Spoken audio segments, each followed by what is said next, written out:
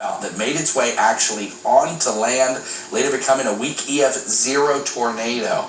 It's beautiful, but can cause some damage. The National Weather Service says that twister was on the ground for about 9 minutes. The tornado uprooted trees and did cause some damage to nearby buildings. We're told no one was hurt.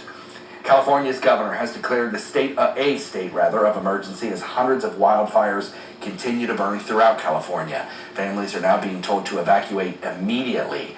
CBS correspondent Naomi Ruckham explains how the extreme heat is making the fight even tougher. Nearly 24 major wildfires are burning in California, as firefighters are also battling hundreds of smaller ones up and down the state. Thousands of people are being told to leave now. If you get a warning, get out. If you feel it's not safe, get out, because it's not. At least 100 buildings have already been burned. Thousands more are in the line of fire. Blazes in Napa and Sonoma counties merged with others, now being called the LNU Lightning Complex Fire, lightning being blamed for many of the flames. Monday morning, we experienced about 1,500 lightning strikes that came across Northern California. Residents had to walk and drive through heavy smoke and flames just to escape. It was too hot to drive in, so I was walking down by myself the hill and I was getting hit with all the, God save me, I don't think I would have made it. In the midst of a blistering heat wave, California Governor Gavin Newsom is calling for help from fire agencies around the country. Even if we were at full strength with all the fires that we're currently seeing, we are woefully short of resources, period. The battle is now a deadly one after a helicopter on an airdrop mission in Fresno County crashed, killing the pilot. It's very smoky in the area, the visibility is very low, and it's just very hot out. The plumes of smoke are damaging air quality and making it hard to breathe, especially when many here are already at risk for COVID-19. Naomi Ruckham, CBS News.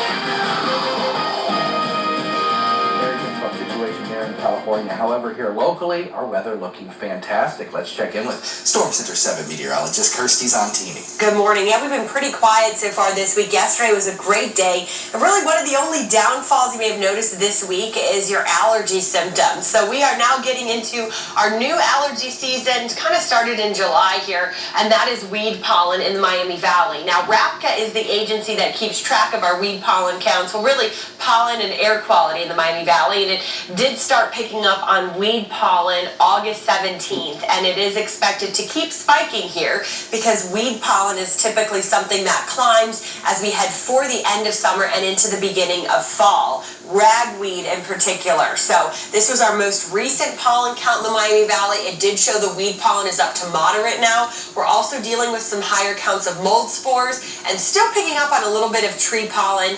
So just keep that in mind the next couple of months. If you're noticing allergy symptoms, it might actually be from the weed pollen count, likely ragweed, which we've already started picking up on this month, and that could continue to climb. So not the best, especially when you have sunny, dry days with breezy conditions. That helps to move that pollen in the atmosphere. Rain helps to wash it out of it briefly, so that will give us some short-term relief. But again, at some point in the Miami Valley, we just kind of have to struggle with our allergies for the fall as well. Our yard work forecast looks great for today. If you're going to be working out in the yard, besides allergy symptoms, you will just need the sunscreen. We're going to stay completely dry. Tomorrow, as we head towards the late afternoon and evening, we will see the chance for some passing showers and maybe a few isolated thunderstorms. Beaver Creek, a beautiful morning. It's 59 right now at the airport. We're sitting at 51 for the dew point, so we still have very comfortable air over us, and that's not going to go anywhere really until tomorrow when our wind shifts and comes out of the southwest.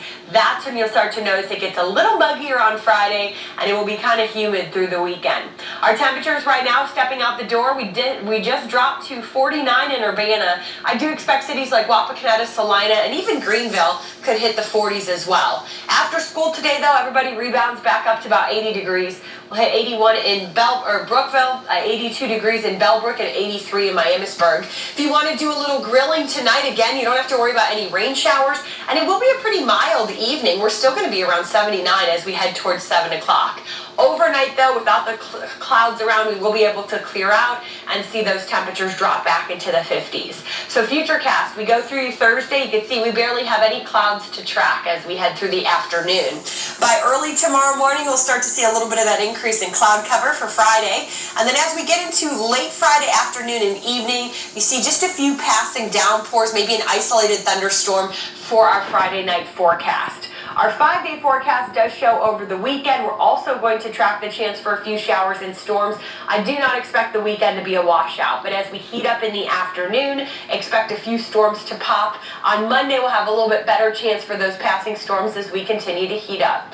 Let's check in with Sergeant Mark now.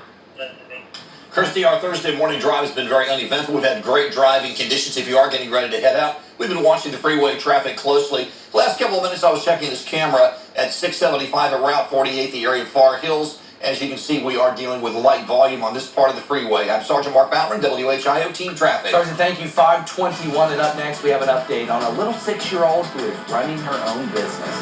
The special surprise she got from across town that made her day. I'm Lisa Roberts.